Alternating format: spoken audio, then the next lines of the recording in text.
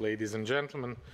It is really my great pleasure to be here today and to meet with a real good friend of Ukraine, and if you allow, a real good friend of mine, President of the European Council, Mr. Donald Tusk. As usual, we have an open and frank conversation on the very important topic and a wide range of issues of our common agenda between European Union Council and Ukraine. First and foremost, we talk about the situation on Donbass and how to de-escalate the situation, how to make more effective the implementation of the Minsk agreement, and confirm that Ukraine makes enormous efforts to implement every single point of the Minsk agreement, including security, economic, humanitarian, and political points.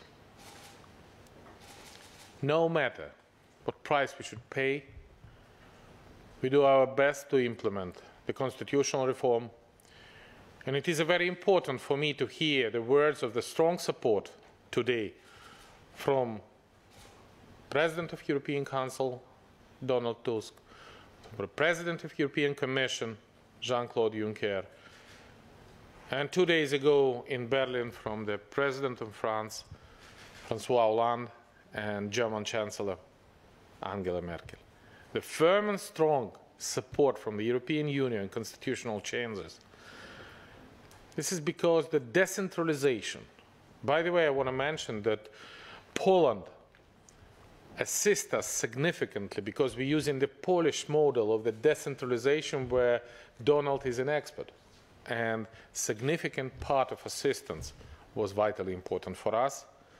And that's why I promised them that I do my best that on Monday, on the 31st of August, Ukrainian Parliament support the constitutional reform.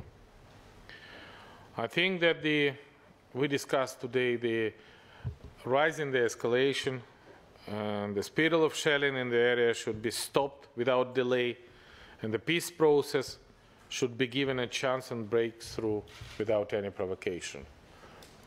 I welcome the agreement yesterday about provide the ceasefire from the 1st of September, but I do not understand why we should wait this almost 1 week and why we cannot stop it immediately. And I think that such behavior deserves strong and consolidated response. Therefore, I am confident that in September, EU will prolong the duration of the individual restrictive measures. We talk about that with Mr. President, against the person and entities responsible for undermining the independence, territorial integrity, and sovereignty of Ukraine. We really talk, and I thank President Tusk for the absolutely straightforward, direct, and firm position against the ungrounded, terrible court sentence against Oleg Sentsov and Kolchenko, Ukrainian citizen, which proved complete ignorance, this decision of international law and any standards of justice by Russia. And I really appreciate Donald for the strong and clear position of the European Union in this issue.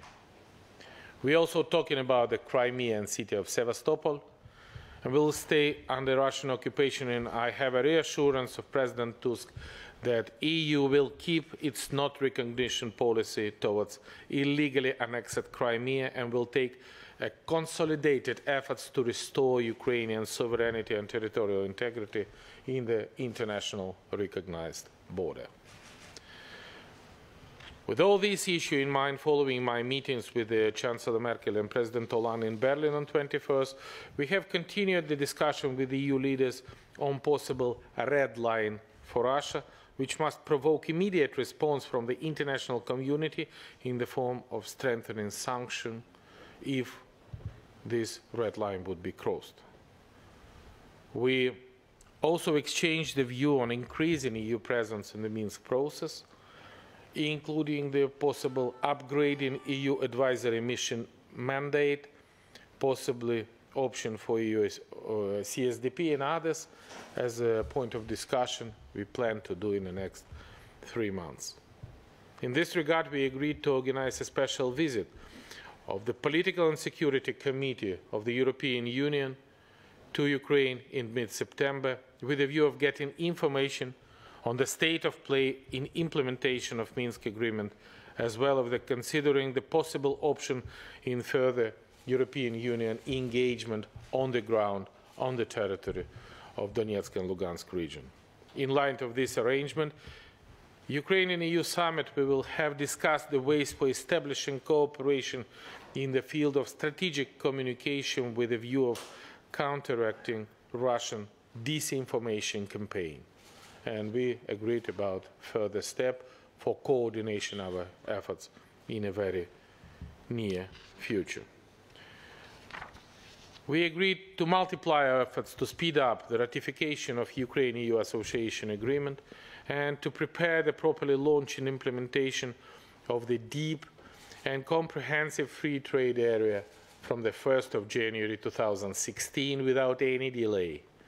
And this is our principle and firm position, both European Union and Ukraine. And I really appreciate for the very personal support and involvement of the President Tusk towards the visa-free regime with the European Union and with the significant assistance he pay to Ukrainian efforts to change the country and to move it in the direction in the European Union.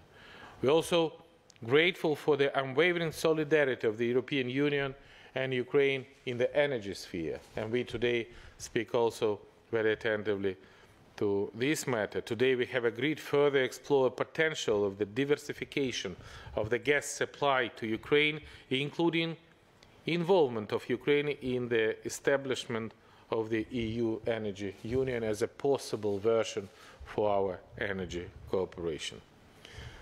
That's why, my dear friends, I am fully satisfied with our meeting today and look forward for continuing discussion in our earliest occasion, and want to inform you that I invite President Tusk to visit Ukraine and have a firm promise that before end of the year we will have a pleasure to have him in Kiev.